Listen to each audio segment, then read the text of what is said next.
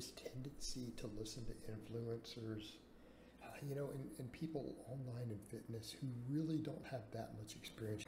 They're really inexperienced, and there's examples. I'm not going to call anyone out specifically, but at least one person who has good training now has gotten pretty far now, a decade later, who, earlier on in their YouTube, they put out stuff. They were, fairly popular.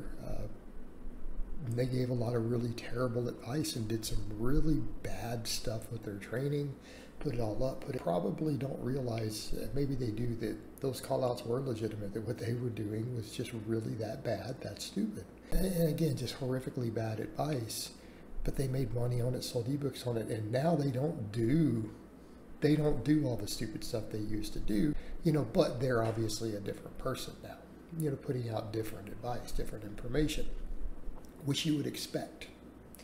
And that's kind of the problem, and I'll go into a little bit of this with my own observations with me, with these younger lifters, people who've only been training 5 years, 6 years, 7 years,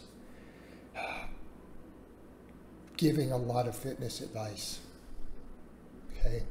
Because it's like, what are they drawing from? At best, some studies?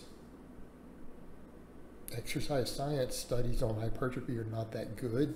I'd go so far as to say that a lot of people out there, like you guys have seen Jamie on my vlogs point that out, it's not even real science. It's a joke.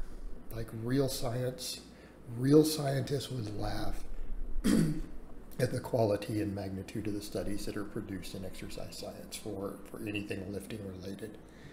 It just wouldn't be considered valid for the most part.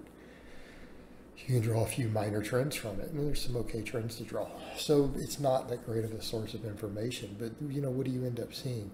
These guys draw off their own personal anecdote. Well, if they're up here looking good enough to be on the camera, okay, there's a couple things going on. Number one, they probably have really good genetics for gaining muscle, being lean, insertions, whatever.